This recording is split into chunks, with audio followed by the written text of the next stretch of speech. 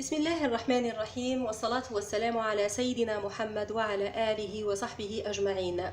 للزبدة فوائد كثيرة على الشعر، وتستخدم من بعض الشعوب كمنتج طبيعي لقوة وإطالة الشعر.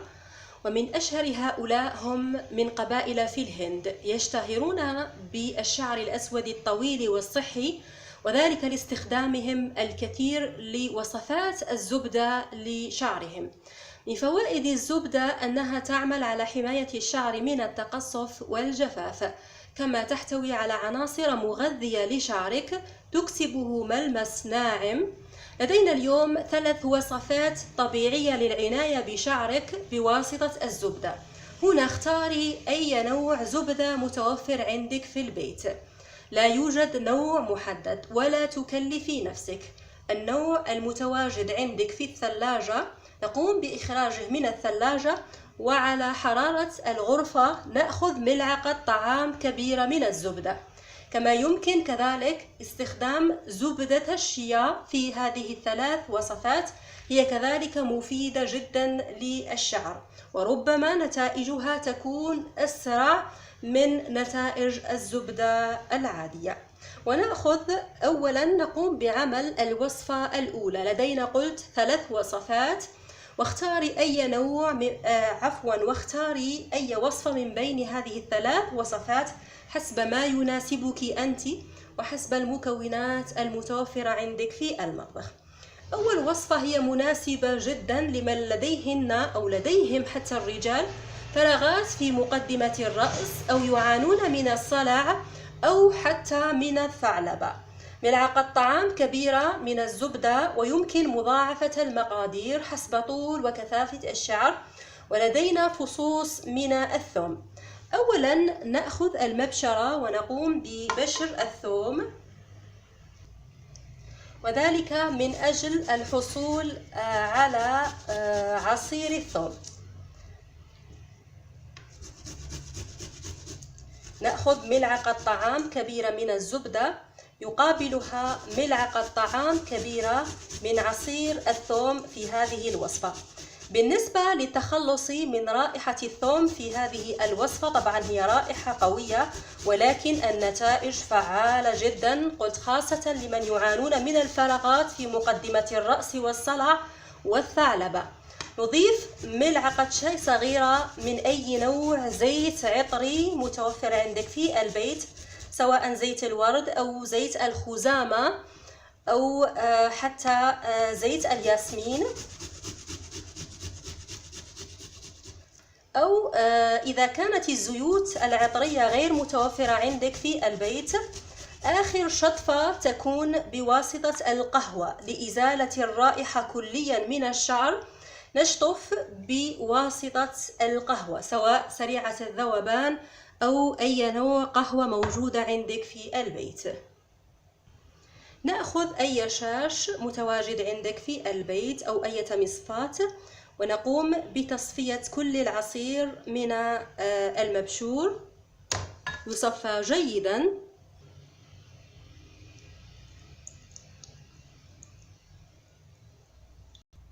ملعقة طعام كبيرة من عصير الثوم، ونخلط المكونات جيدا مع بعضها البعض. يمكن استخدام الخلاط الكهربائي في هذه الوصفة حتى تنسجم كل المكونات مع بعضها البعض. نخلط جيدا، أو الخلاط الكهربائي حتى يسهل العمل. نضيف ملعقة طعام كبيرة من زيت الزيتون ونواصل الخلط. طبعا هذه الوصفة تصلح لجميع أنواع مساميات الشعر. نخلط جيدا المكونات مع بعضها البعض، وجميع ألوان الشعر يمكن استخدام هذه الوصفة لهم. نخلط جيدا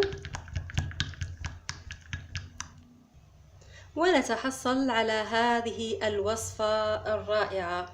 دائما قبل الاستحمام ب2 أو 4 ساعات حسب خفة شعرك أو أماكن الفراغات عندك. يمكن حتى الوصول إلى 6 ساعات لوقت هذه الوصفة. توزع على فروة الرأس. نقوم بعمل تدليك خفيف للفروة ونركز على أماكن الفراغات، خاصة قلت لمن لديهم الصلع أو الثعلبة.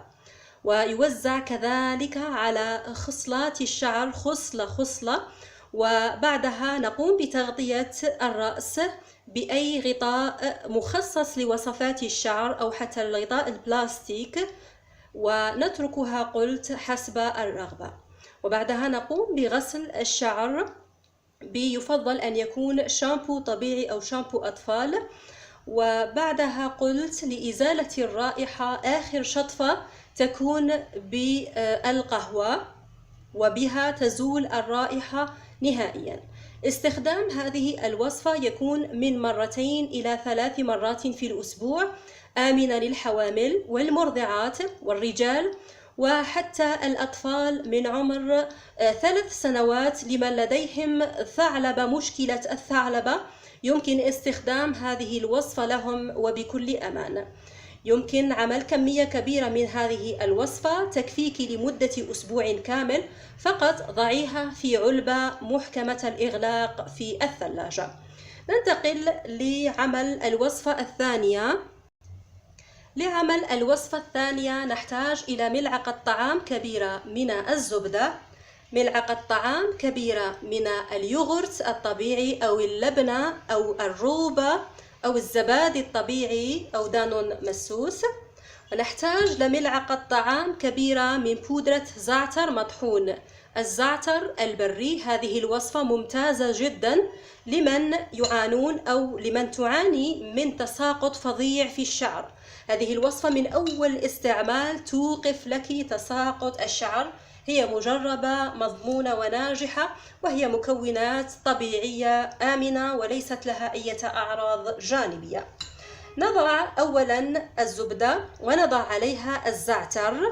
بديل الزعتر هنا يمكن استخدام السدر، ولكن هذه الوصفة مجربة ومضمونة لعلاج تساقط الشعر، ومن أول استعمال توقفه ببودرة الزعتر. يفضل طحن الزعتر في البيت، قلت هنا الزعتر البري وليست الزعترة. نخلط المكونات جيدا مع بعضها البعض. لمن تعاني من شعر جاف جدا ممكن إضافة ملعقة طعام كبيرة من زيت الزيتون لهذه الوصفة. ثم نضيف الزبادي الطبيعي، قلت الياغورت. كما كذلك يمكن إضافة الرايب إذا كان الزبادي غير متوفر في البيت وأحببت عمل هذه الوصفة. كذلك هنا الرايب يمكن استخدامه. نخلط جيدا ونتحصل على هذه الخلطة. دائما قبل الاستحمام توزع الخلطة على الفروة ونقوم بعمل تدليك خفيف. ثم باقي خصلات الشعر جيدا يترك من 2 إلى 4 ساعات وحتى 6 ساعات. لا خوف أبدا من استخدام الوصفات الطبيعية حتى وإن زاد الوقت. وبعدها نقوم بغسل الشعر. يفضل لو استخدمت في هذه الوصفة شامبو الزعتر الموجود في القناة، قلت يوقف التساقط من أول استخدام. نستخدم هذه الوصفة من 2 إلى 3 مرات في الأسبوع، وهي آمنة كذلك للحوامل والمرضعات، وكذلك الرجال يمكنهم استخدامها، والأطفال الصغار من عمر كذلك 5 سنوات فما فوق آمنة وليست لها أي أعراض جانبية. يمكن الاحتفاظ بهذه الوصفة في علبة محكمة الإغلاق في الثلاجة، كذلك هي صالحة لمدة أسبوع كامل. نقوم بعمل الوصفة الثالثة وهي رائعة كذلك لمحبات الحنة. نأخذ ملعقة طعام كبيرة من الزبدة ونضيف عليها ملعقة طعام كبيرة من الحنة الطبيعية.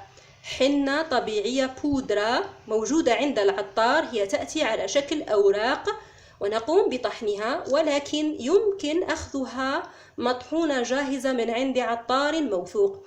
هذا النوع من الحنة لا يقوم بصبغ الشعر إلا إذا أضفنا معه مكونات أخرى لصبغ ألوان الشعر. هذه قلت لا تقوم بصبغ الشعر وإنما تغذيه. يمكن عملها لجميع ألوان الشعر. نخلط المكونات جيدا مع بعضها البعض، ثم نضيف عليها زيت الزيتون. نخلط جيدا، ثم نضيف ملعقة طعام كبيرة من زيت الزيتون. هنا الزيوت يمكن كذلك استخدام أي زيوت موجودة عندك في البيت وتناسب نوع شعرك. نخلط جيدا.